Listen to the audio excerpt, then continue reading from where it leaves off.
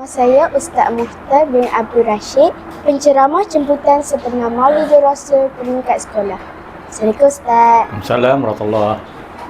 Terima kasih Ustaz kerana sudi hadir ke sekolah kami.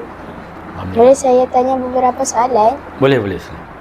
Ustaz, apakah mesej utama yang Ustaz sampaikan kepada kami melalui ceramah Maulidur Rasul pada hari ini?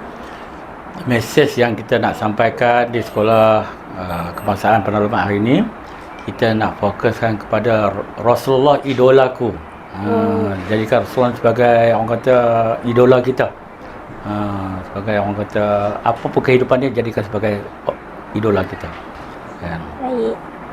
Dan soalan kedua, bagaimana murid-murid boleh menunjukkan rasa cinta kepada Rasulullah SAW di sekolah?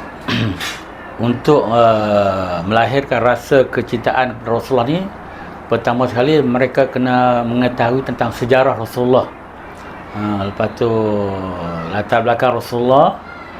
Yang kemudiannya kena banyakkan kita ni lebihkan kepada berselawat.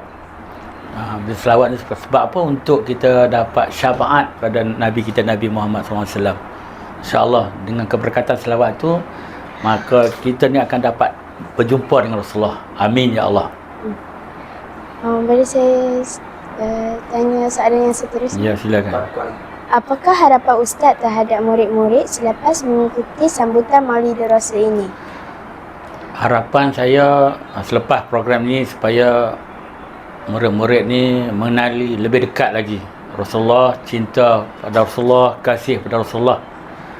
Bila kasih pada Rasulullah ni maknanya kita sentiasa ingat pada Rasulullah, dan apa yang Rasulullah sampaikan itu kita kena ikut. Sebab apa? Untuk kita dapat syafaat pada Rasulullah nanti. Dan yang keduanya, Rasulullah juga tekankan pada kita konsep kita ni hablunallah, hubungan kita dengan Allah kena jaga juga. Sebab apa? Bila kita jaga hubungan dengan Allah, hubungan hablunallah, hablunannas, hubungan manusia, insya-Allah maka kita akan dipermudahkan segala urusan kita di dunia dan juga di akhirat, insya-Allah. Terima kasih Ustaz. Sama-sama. Saya Nur Arisha Umairah binti Muhammad Hadi, wartawan cilik daripada Sepalu TV.